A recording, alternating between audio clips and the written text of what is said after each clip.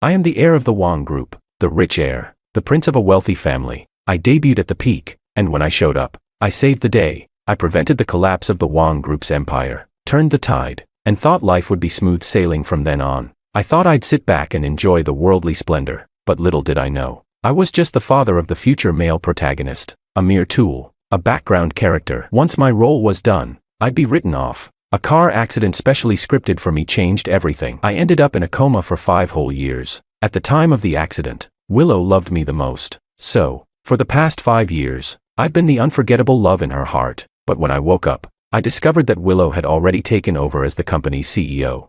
And I, as her husband, had become completely irrelevant. Chapter 1. I looked at Willow by the foot of the bed, her eyes red as she murmured, "George." Upon hearing the news that I had woken up, she rushed to my side immediately. I glanced at the assistant in a suit and tie by the door, his clenched jaw and restrained expression showing his frustration, yet trying to maintain composure. Willow took my hand and gently rubbed it against her face. She asked, "George, do you remember me?" I pulled my hand back and nodded. With a cold laugh, I pointed at the man by the door and said, "That guy looks like me." "Huh? Is he my long-lost brother?" Willow froze slightly, and then the man standing by the door stepped into the room, giving Willow a deep, affectionate glance before turning to me. "Mr. Wang, hello, I'm Makoto, Miss Lu's assistant." I interrupted him. "Call me Mr. Wang, and call her Miss Lu." "What's this? You call her Miss Lu? She's already married." "She's my wife." Makoto clenched his teeth. "Mr. Wang, I'm Mrs. Lu's assistant." I interrupted him again.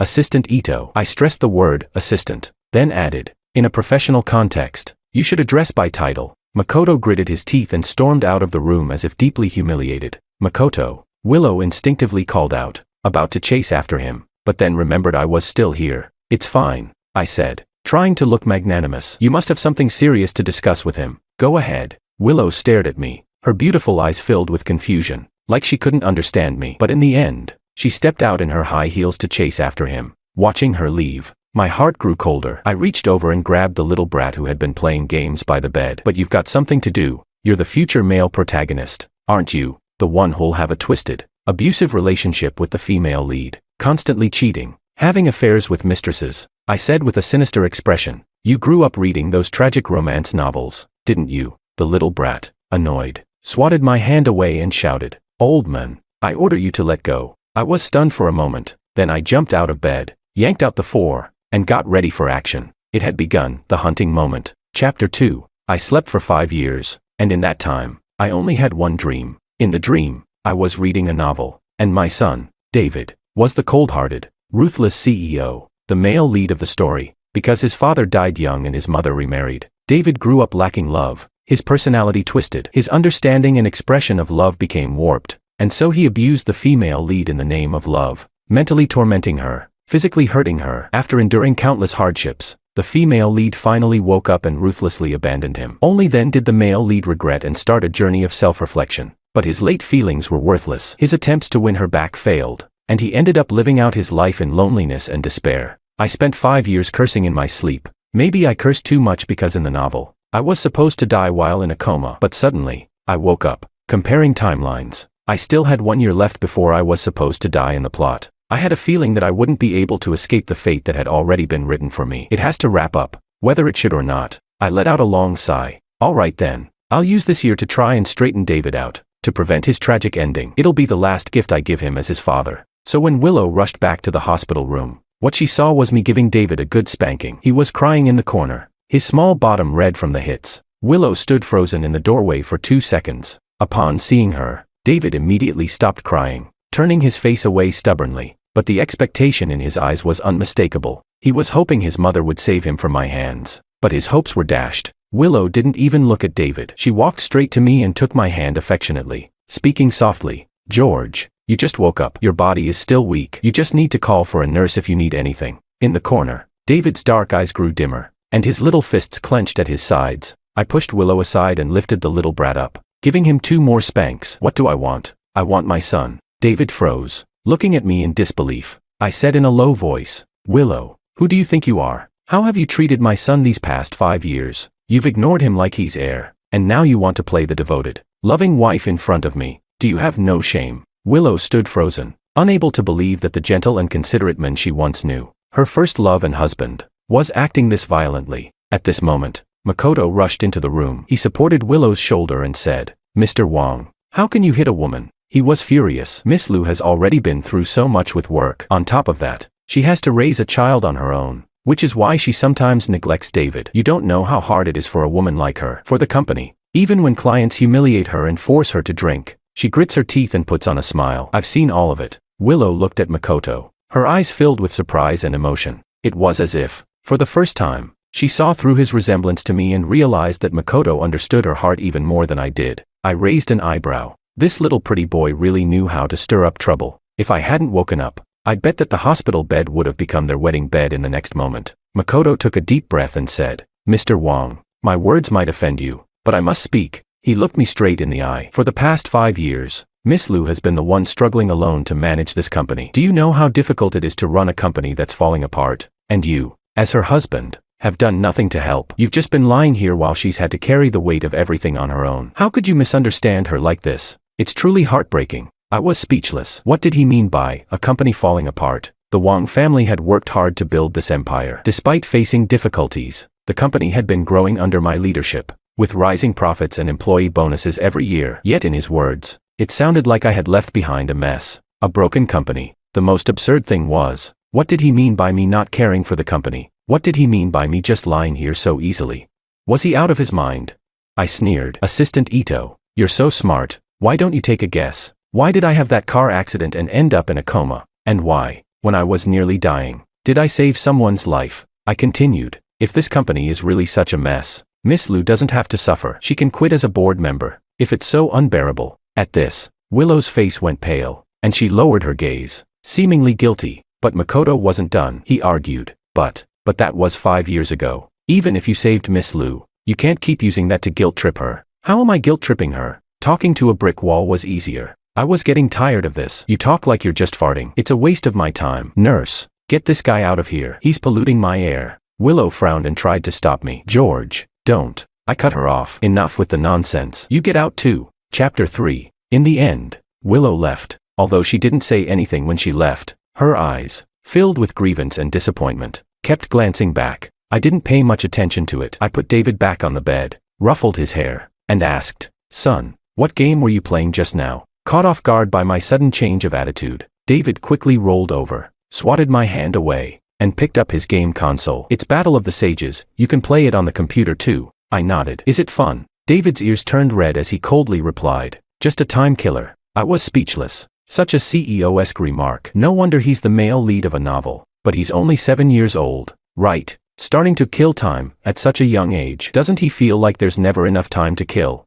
I was thinking about this when I pressed the call button, asking the nurse to bring me 2 high-performance computers. David looked suspicious. "What are you going to do?" He resembled a little black cat with its fur standing on end. I shrugged. "I'm going to kill time with you. I still need to stay in the hospital for observation. We can't just stare at each other all day, right? You don't know this, but before I went into a coma, I was really good at games. I even dreamt that I was teaching another kid named David how to play Souls-like games. Want to try? I'll teach you." David immediately shook his head. The nurse brought in the computers and mainframes, but there weren't enough power outlets. I casually waved my hand. "Just unplug my oxygen machine." "No." David instinctively stopped me. I felt a little touched. This kid is actually pretty filial. But then, I went ahead and unplugged the oxygen machine myself. David was speechless. The game installed, and David logged in to continue his quest, while I started creating my account under the new player tutorial. According to David, in this large online game called Battle of the Sages, there were 3 major factions: humans, demons, and monsters. Humans could either cultivate to become immortals or fall into demonic paths. Within the demon and monster factions, there were hundreds of different classes to choose from. I was completely confused. It had only been a few years, but I felt like I couldn't understand anything anymore, especially the various explanations that were so abstract. Either letters replaced words or they used homophones as puns. I recognized every word, but the full sentence just didn't make sense to me. I really don't know how the internet world has evolved in the past few years. I asked, "Son, what species are you playing?" David was speechless. He replied, "It's called a faction, just recently harmonized." The next second, David tilted his chin up, a proud and smug look on his face as he introduced, "I'm a demon, and my class is Chariot.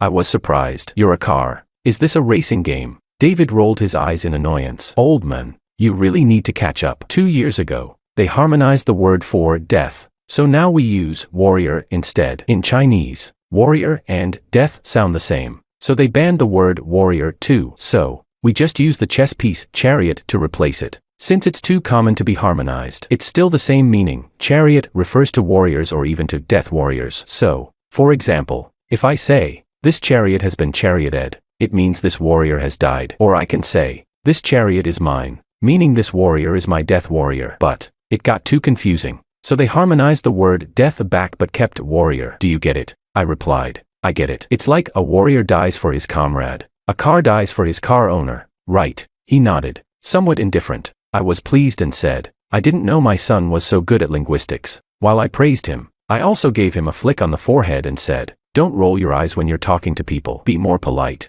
David shouted, what are you doing? He covered his head and turned away, his hand leaving the keyboard. As a result, his chariot was killed by a monster. David pursed his lips, looking like he was angry but didn't dare to speak out. I quickly apologized. Sorry, I won't flick you during battle next time. Then I added, we'll settle it after the battle ends. Probably because no one had ever paid this much attention to his feelings. David stood there for a while, then turned to me and awkwardly said, it's fine. In the end, I chose the simplest looking human faction, planning to walk the path of cultivation and alchemy. I just started in the newbie village and completed my first quest, but before I could hand the loot to the village chief, I was ambushed by a level 7 player with the nickname Newbie Killer. Game over. Looking at the blood-red screen, I slammed my hand on the table. I muttered, damn, dance. Thankfully, I controlled myself and didn't curse. David was startled by the sound. He asked, old man, what's with the sudden outburst? At that moment, I saw the newbie killer on the screen looting the items dropped from my character's corpse and performing a mocking dance.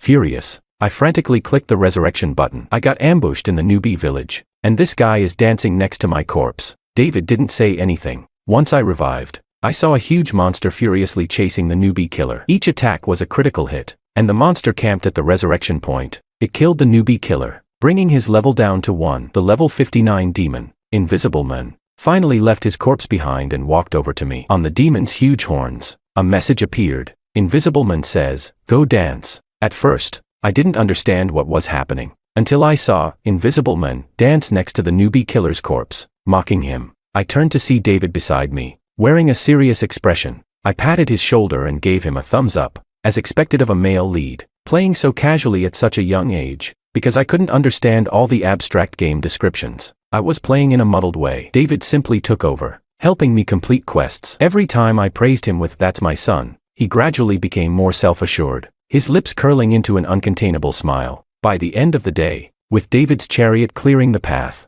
I quickly leveled up to level 9. While David killed monsters, I focused on alchemy, and my alchemy skill reached level 4, but it still felt slow, so I waved my hand and spent money to buy premium gear, outfitting both mine and David's characters from head to toe. It's a joke, I've never been short on money, even if my luck and health haven't always been on my side. Willow now manages a company that I built from the ground up. All her connections and resources come from me. If I can give, I can take it back. The reason I haven't divorced Willow immediately is that I want to leave all of this undivided inheritance to David. So, whether that assistant named Makoto is a simp or just wants to take advantage of my family's success, he's got it wrong. If he dares to lay a hand on my son's future inheritance, he's asking for trouble. But just as I was distracted by these thoughts, the screen once again turned blood red. I was killed again. The premium gear was still intact, but all the painstakingly crafted potions I had gathered were looted by 3 demons. David, who had been helping me with the quest, turned around when he saw I had been killed and angrily shouted,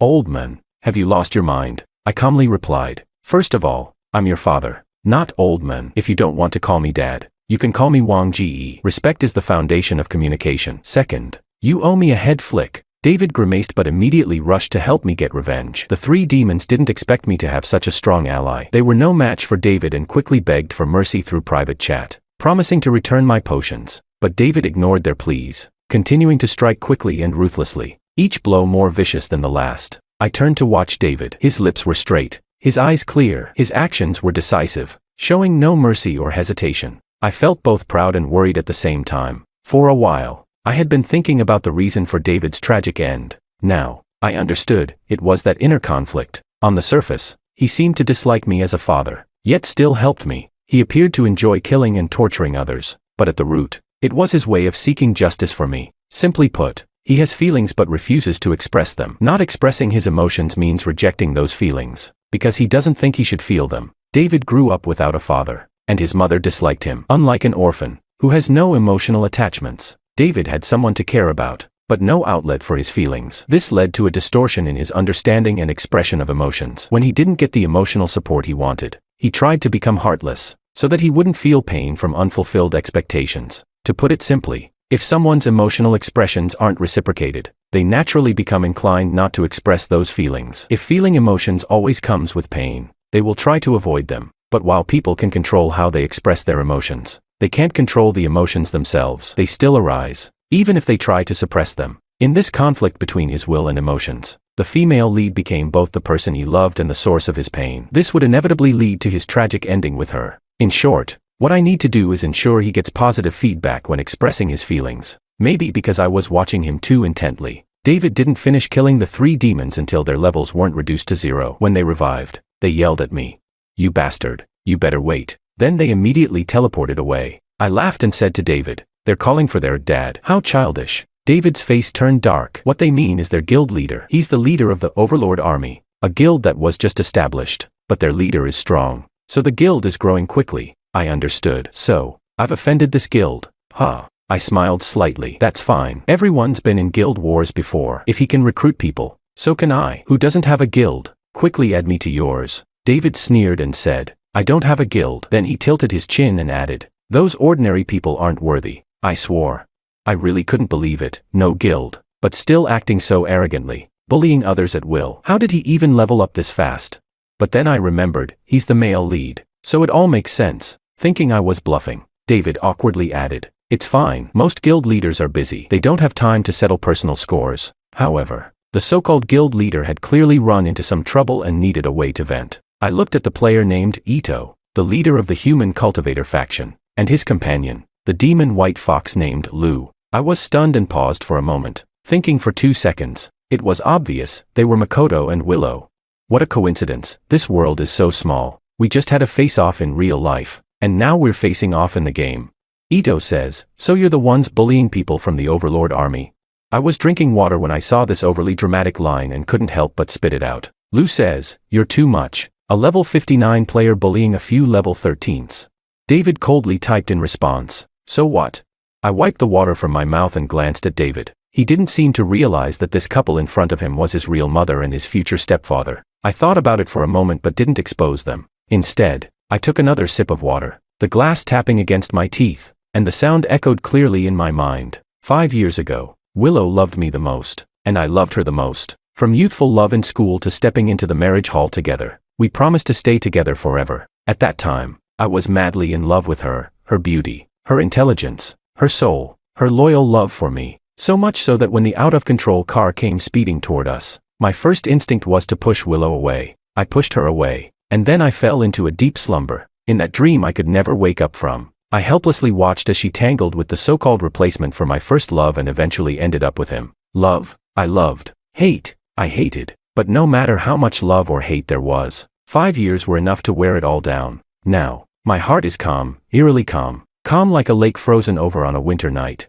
No matter how the winds howl above, it stirs not a single ripple. Only David remains, my little fish at the bottom of the lake. As his father, I only want to accompany him as much as I can in the limited time I have left. Under my watchful gaze, David furrowed his brow, glancing at me before quickly looking away. He said, "Old man, Wong, stop staring at me. Look at the screen. If we can't win, we'll run." I nodded. It sounded easy, but Makoto's character was level 74. Even Willow's fox demon had reached level 36. While I was barely at level 15, I didn't think we'd be able to run away. Sure enough, as soon as the fight started, Makoto and Willow's coordination was seamless. Makoto unleashed a deadly combo on David, while Willow came at me from behind. But I didn't directly fight Willow. I kited her, circling around while healing David and controlling Makoto. David understood right away and swiftly dodged Makoto's attacks, then used a series of quick moves to defeat Willow, who had been chasing me down. The situation quickly became 2 versus 1.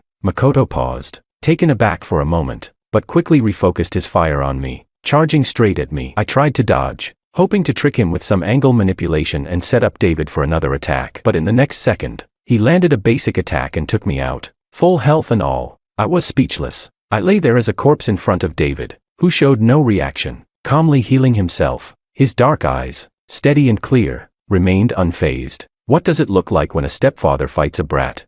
Makoto, level 74, should have easily crushed David, level 59, but David fully utilized his demon race advantages, playing cunningly and swiftly, able to go toe-to-toe with Makoto for half an hour, even with low health. Meanwhile, I just lay there, lazily watching, ordering a full meal of delicacies like a king. I casually showed off some crab while spectating. Of course, given their level difference, a miracle didn't happen. David was killed by Makoto. The massive demon body lay before the human characters like a black mountain, sending an unspoken air of intimidation through the screen. I patted David's shoulder and asked, "Son, what do you think of that guy Ito's skills?" David withdrew his hand from the keyboard, expressionless, and answered, "Not impressive. Good, very good. If you don't accept defeat, there's always a chance on the battlefield. I've seen many people who lost for the first time and ended up always losing to the same person. It's not because their opponent is stronger, but because that first defeat leaves such a strong impression that they've already lost mentally before the next match even begins."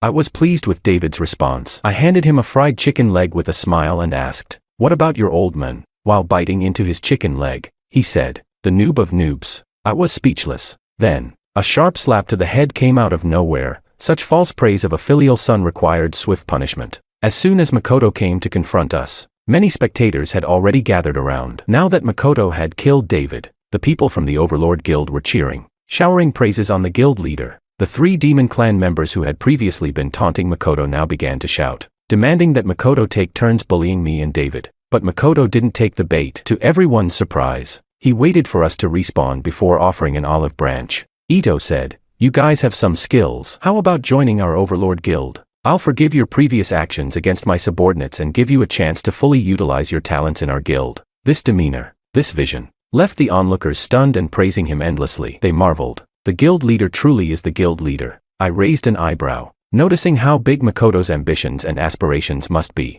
Would a mere assistant position in real life satisfy such an appetite? Meanwhile, David, cheeks stuffed with food, casually typed without a second thought, "Invisible Man says, no." David's refusal immediately riled up the crowd. The Overlord Guild members cursed David for being ungrateful, asking how dare he reject an invitation from their mighty guild leader.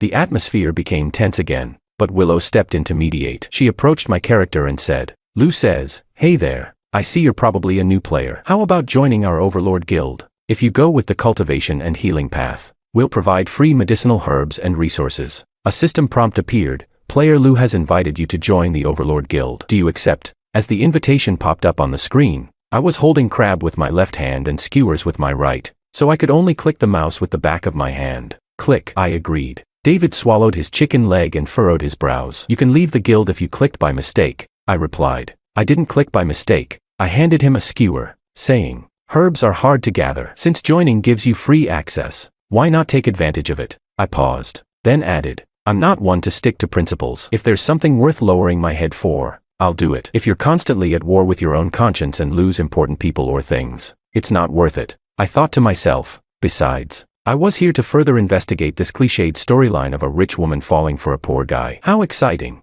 I didn't say that out loud, only smirking with a sarcastic grin. The moment I joined the guild, I noticed a golden title above Willow's head, Guild Leader's Wife. I glanced at the title, Guild Leader, above Makoto's head and couldn't shake the feeling that something green should be appearing above mine. Makoto approached me and extended his hand. "Ito says, welcome to our big family." Big family? Huh? This wolf in sheep's clothing was clearly obvious. I immediately typed, replying, "Name, your father before he dies, joined the Overlord Guild." Name, your father before he dies, says, "Thank you, big brother." David, who had been eating like a little hamster, suddenly choked and finally understood why I had chosen the name, your father before he dies. On the other end of the game, Makoto seemed to be momentarily caught off guard, and the entire guild fell silent. At that moment, Willow, perhaps wanting to ease the tension, walked up to David and said, "Lou says, Invisible Man, your friend has already joined the Overlord Guild. Why don't you join us too?" Heart emoji. This time, I was the one who choked.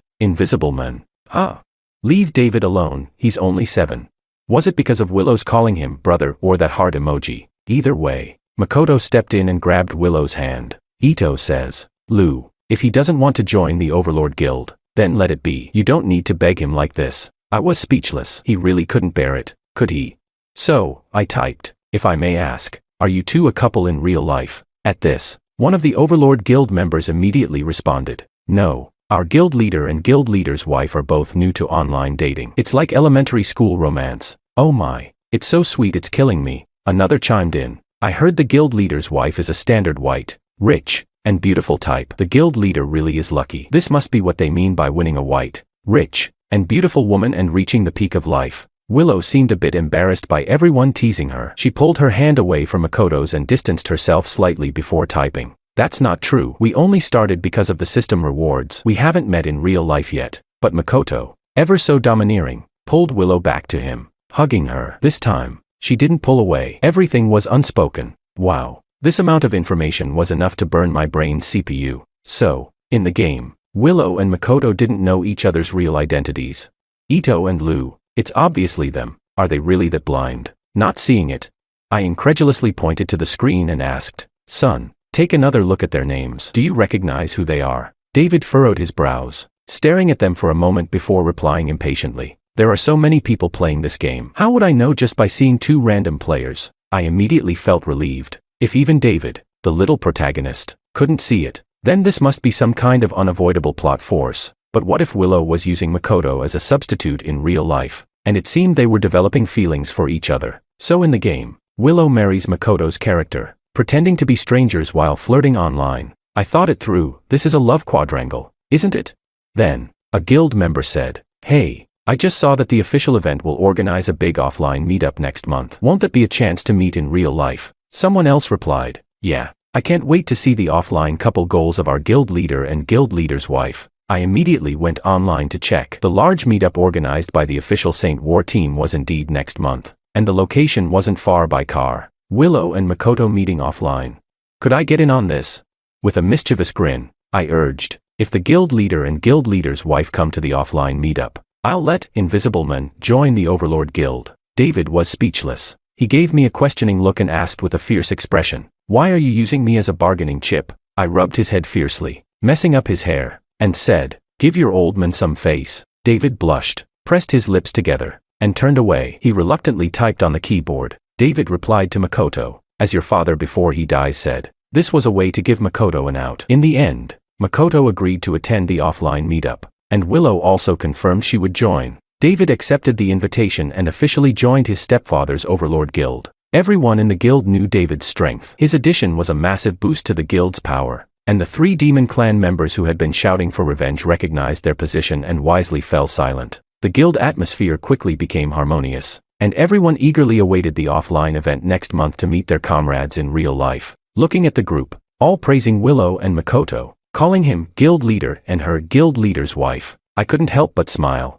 It was a pure smile, without even the slightest hint of mockery. David noticed my smile and suddenly seemed upset. You seem really interested in those two. I nodded. Of course. It's like watching a drama that's still airing. He snorted, turning away, his voice barely audible as he muttered, they're not as interesting as me. I was confused. What? Who are you talking about? No one. David blushed, embarrassed. He stood up, trying to leave. I grabbed him like a monkey scooping up a fish, threatening, speak your mind, or you'll never get a wife. I immediately reached down to tickle his feet. David froze for a second, then broke into laughter, twisting and turning, trying to hold back his laughter. Tears streamed down his face as he gasped, okay, I'll tell you. Finally, I let go, my hands still firmly under his armpits to prevent him from running. Spill it. David was gasping for breath, his face as red as a tomato. He said, instead of looking at them, you should look at me more, I'm your son. By the end, David simply closed his eyes, looking as if he were too embarrassed to live, ready to die at any moment. I couldn't help but laugh genuinely, and I reached over to rub his little head. Good boy. That's the spirit. If something's on your mind, just say it. Don't mumble or bottle it up. Think about it. If you hadn't said this today, and tomorrow, your old man suddenly drops dead, would you feel regret? David, who had just opened his eyes, was desperately trying to escape my rubbing. But when he heard my ominous words, his eyes widened, and he immediately snapped. Shut up. I gave him 2 light taps on the head and said, you little rascal. That's one for before, and now one more. Did those 2 taps teach you how to speak to your father? David, ignoring the pain on his head, stubbornly glared at me. I won't let you talk like that. You're not going to die. I couldn't help but laugh. What nonsense are you spouting? I'm a human, and humans die. It's the natural order. David's body stiffened. His little fists clenched. For the first time, he threw a little tantrum and said, I don't care, you're not allowed to die. I paused, realizing that my earlier analogy had been too much and scared David, who had only recently started to open up. Sighing, I extended my finger seriously. All right, it's my bad. I promise you I won't die this year. Humans are fragile, but also resilient. What do you think? Want to make a pinky promise? David's eyes turned slightly red, and he mumbled something about superstition, but still hooked his finger around mine. Pinky swear. 100 years. No change. Wait, why only a year? David, slow to catch on, tightened his grip on my finger. I rubbed his head with my other hand, cleared my throat, and said, because Dad's powers are limited, and I can only predict for a year. As for the future, maybe by then my powers will be stronger, and I can predict 100 years. David responded, and your powers? You're just trying to trick me. He finally let go of my hand, mumbling as he did, but a smile finally appeared on his lips. A month passed quickly in the game. During this time, Willow came to visit me several times, but I had the caregiver chase her off. Willow, hurt and angry, thought I was silently grieving and punishing her by giving her the cold shoulder. Little did she know, I was just busy playing games with David, not caring about her at all, having been neglected by me, who was her unforgettable first love and husband. Willow shifted her infatuation to the game, focusing all her attention on the kind and gentle Ito. As the relationship between them grew more ambiguous, it reached the point where even a passing dog would have burped and walked away. Sometimes I would take screenshots as proof, but most of the time, I just felt it was too cringy to watch and focused on leveling up, making money, and crafting potions. Before long, I used my money to level up to 69 and became the first person in the entire server to max out the alchemy skill. There were many rare potions that only I could craft successfully, and some players were willing to pay real money to buy them from me. Quite a few even started thinking about murdering me for my items. But after a dozen or so players who had tried to take me down ended up dead. Everyone knew that the player called, "Your dad died before," was always followed by a mysterious invisible man who was ruthless and held grudges. Anyone who pissed him off would find themselves being chased all over the server like a mad dog. After our infamous reputation spread, the guild I led quickly grew from a few hundred members to over 1,000, becoming one of the top guilds on the server. People are always drawn to the strong, and with my endless spending, my influence in the guild began to overshadow that of Makoto, the guild leader. There was even a time when the leader was offline, and Willow came to me, asking me to take her to do a dungeon. I brushed her off. Makoto seemed to sense a threat and tried several times to talk to me, but I turned him down. After all, I had already spoken with him in real life and knew that his so-called justice was nothing more than a joke. I didn't want to waste my precious game time. One day, I had just woken up from a nap when I saw David glaring at the computer screen with a fierce look on his face. I yawned, got up from the bed, and asked, "What's going on?" Got stuck on a level. Since I thought I'd probably only live for a year, I hadn't told my parents and brother in C-City that I had woken up, not wanting to disturb their lives, which were just beginning to recover from their sorrow. Willow, for reasons I didn't know, also hadn't revealed that I had woken up. So, the world still believed that Wang was a vegetable, silently lying in a hospital bed. In reality, I had long since moved out of the hospital, bought a well-decorated villa, and moved in with David, setting up my bedroom as an esports room. From then on, we lived a carefree life filled with games. Of course, David still had to go to school. I didn't need to worry about his self-discipline. While David was at school, I hired a professional gamer to help him level up. Since it was the weekend, David was home today. I leaned over to look at David's screen, and David tried to block me, but I simply pushed his hand away. What I saw on the official forum for the game, Battle of the Sages, was a post that went viral. The title read, "Shocking. The alchemy god, your dad died before, specializes in married women, not only stealing the guild leader's wife but also leading a rebellion." I instantly woke up from my drowsiness. I was speechless. Is this even a joke? Rebellion? Stealing someone's wife? What is this nonsense?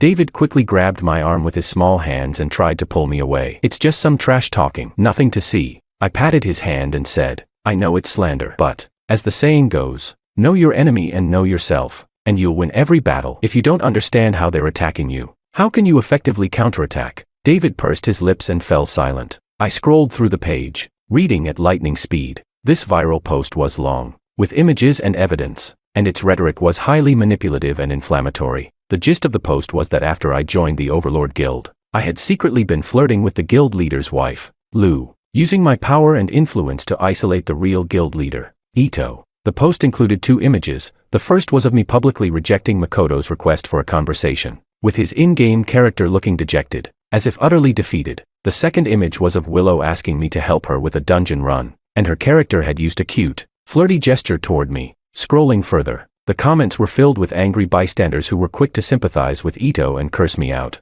Many labeled me a disgrace to the gaming community, accusing me of seducing another man's wife just because I had money, and trying to take over a guild that someone else had worked so hard to build. They called me a shameless villain, someone who had crossed moral boundaries, saying I was bound to be trending on the hot search soon. Some even went as far as to call me the modern-day Shiman Ching, wishing me an untimely death. There were also numerous personal threats aimed at me. David, unable to stand it anymore, reached out and slammed the laptop shut. He lowered his head, biting his lip in deep silence. I sighed, squatted down, and looked David in the eye. Let me guess. Right now you're thinking, why are they saying all these things about me? You're wondering why there's nothing you can do, and you're feeling upset and sad for me. Right. If it had been the old David, he would have stayed silent, never expressing his feelings, choosing to keep everything bottled up inside. But after a month of subtle guidance, David was slowly opening up and wasn't afraid to share what was on his mind. He nodded slowly. Once the floodgates opened, David's eyes turned red with emotion. He felt helpless, sad for me, and even more so for not being able to think of a way to help me through this sadness. No matter how smart David was, he was still just a child. I ruffled his hair and encouraged his honesty, urging him to look me in the eyes. Having sympathy for others is a good thing, and it's important to understand how others feel. But, son, you also need to understand that sometimes, beyond personal ability, trust is another kind of power. You see, I'm George, the one who once saved the Wong family corporation from collapse. This little issue, it's nothing. If you can't trust your dad, who can you trust? David stared at me blankly, then nodded with determination. I smiled in approval. Good boy. You need to understand that leaving a little leeway in front of others can lead to future trouble. But if you've already made an enemy, you don't uproot the weeds. They'll grow back. Do you know what a counterattack is? Right. David nodded, still a little confused. Although the post was deleted less than 2 hours after being published, by the time it was taken down, it had already accumulated millions of views. By the next day, nearly everyone attending the Battle of the Sages meetup knew about it. The event organizers had gone all out, customizing exclusive headbands for all the attendees,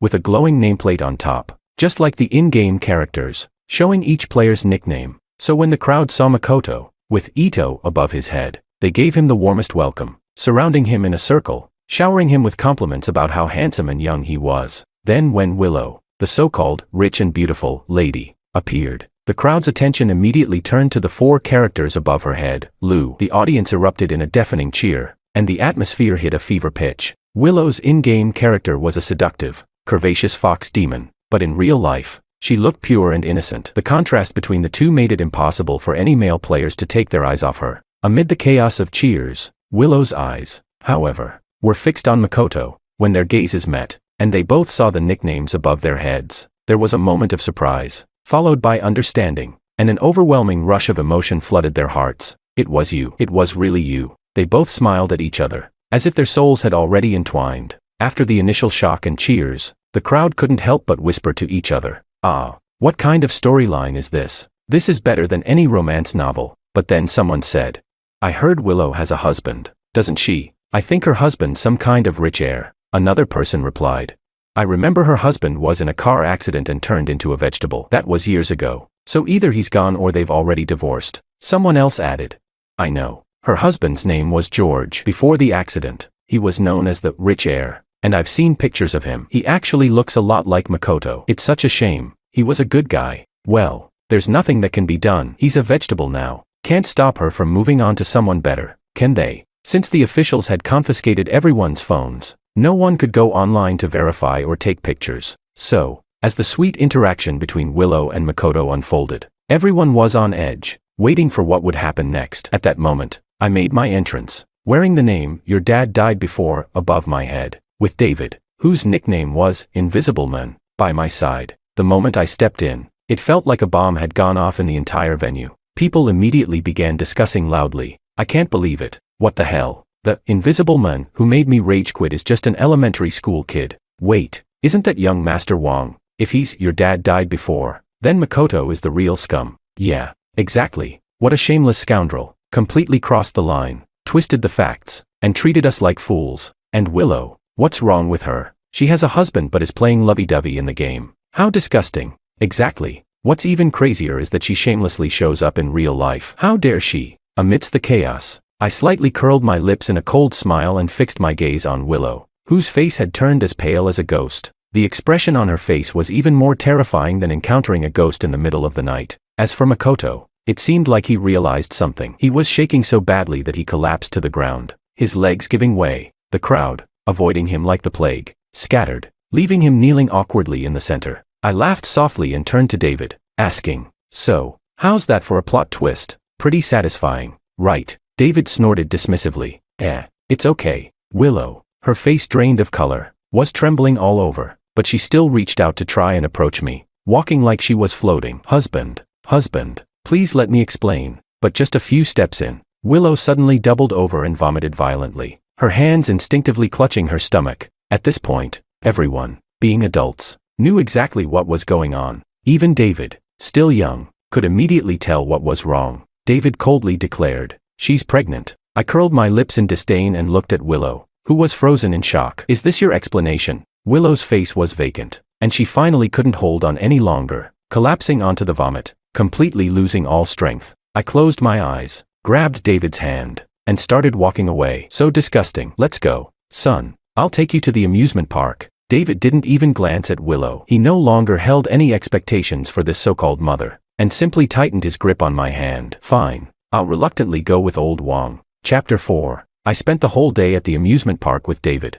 and by the time we got up the next morning, it was already very late. I threw on a simple white tank top, slid into some flip-flops, and lazily walked to the living room. There, sitting patiently after waiting for 3 hours, was Makoto. The moment I entered the room, Makoto, who already had a straight back, seemed to stiffen even further, as if he was a little sprout bravely enduring the harsh cold. I lazily flopped onto the sofa, and the housekeeper brought me a cup of freshly brewed mate tea at the perfect temperature. I sipped it slowly, noticing that Makoto hadn't had a single sip of water in the 3 hours he'd been waiting. I could clearly see his Adam's apple bobbing as he swallowed. I placed the tea down, took out my checkbook, and started doodling on it with a pen before tearing the check off with a snap and slamming it onto the table. Makoto, as if he had been waiting for this moment, snatched the check up and tore it to shreds like a hungry tiger pouncing on its prey. His gaze was firm, and he puffed his chest out dramatically, saying, "I, Makoto, am not a man who forgets his principles for money. You think you can bribe me with money? What a joke.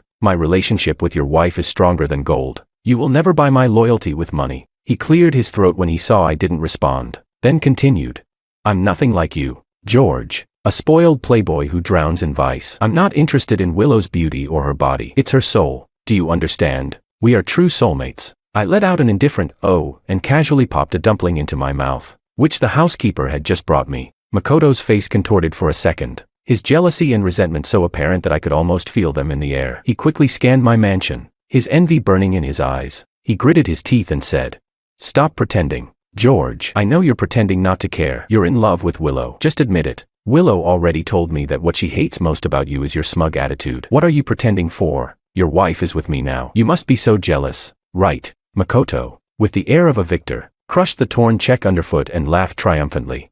"You lost. Admit it. The child in Willow's belly is mine. She'll divorce you and marry me, no matter how much money you offer. You can't change this fact. You're the real loser." I was speechless. How can a mistress talk so much? I finished the last 3 dumplings and looked at him, bewildered. "No, you're thinking too much. Why would I give you money? Just take a look at what's written on the check." Makoto froze, and with a strange expression, he lowered his gaze to the check at his feet. On the messy torn paper, a few words were clearly spelled out. "One pile of shit." Makoto's face turned instantly green, as if he had actually stepped into a pile of crap. In fact, the paper wasn't even a check, it was a bill. I chuckled. "I heard you got drunk last year, thinking you had hooked a rich woman, and ran off to gamble it all away, racking up a huge debt. You only managed to escape with Willow's help, and that's why the debt collectors didn't chop off your fingers." I watched as Makoto's face went from green to ashen, his eyes now filled with fear. I continued, "Have you ever wondered why Willow, who loves you so much, refuses to divorce me and marry you to help you pay off your debt? You don't really think she's wealthy, do you? You don't seriously believe she's some big-time CEO? She's just a trophy wife. The Wong family's company is called Wong, not Lu. You can ask her right now if she dares to leave me." At that moment, David walked in, holding a giant drumstick in each hand, munching happily. I waved at him, and reluctantly, he walked over and handed me one of the drumsticks. He made a face and said, "Wong bro, You're all grown up and still stealing food from kids. How childish. Ignoring the little brat's teasing, I continued munching and spoke to Makoto. Fine.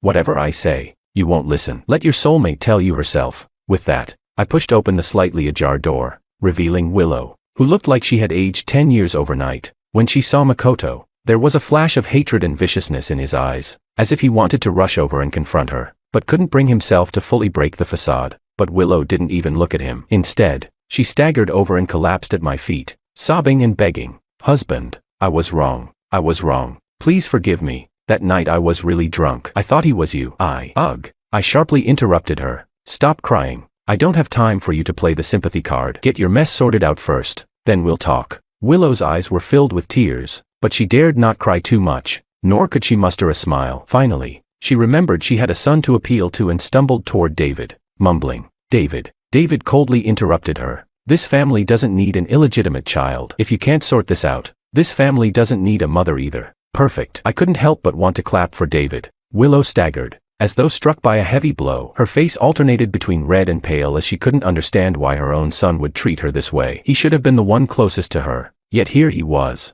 leaving her heartbroken and desperate. The woman who once shone like a diamond now appeared as worn and fragile as a leaf falling in the autumn wind. I couldn't be bothered to watch her performance and directly gave my instructions. Willow, I don't have time for you right now. I'm taking my son to class. When we return, if you've sorted this out, maybe I'll consider. Willow's eyes immediately brightened, like a dog wagging its tail and begging for mercy. Understanding the implication in my words, she excitedly said from behind me, Husband, I'll break up with Makoto right now. I won't keep the child either. I didn't respond, just walked out with David. Because of the earlier rumors, I had someone investigate Makoto's background. It turned out that the rumor post had indeed been created by him as part of a scheme to pressure Willow into binding herself to him through public opinion. Following the trail, I discovered that Makoto had realized Willow wasn't willing to divorce me and help him pay off his gambling debts. He thought it was because of a lack of feelings. So after learning that Willow was playing this game, he deliberately bought an account to coincidentally meet her, intending to use both online and offline tactics to pose as her soulmate and make her fall for him. As for the adult matters,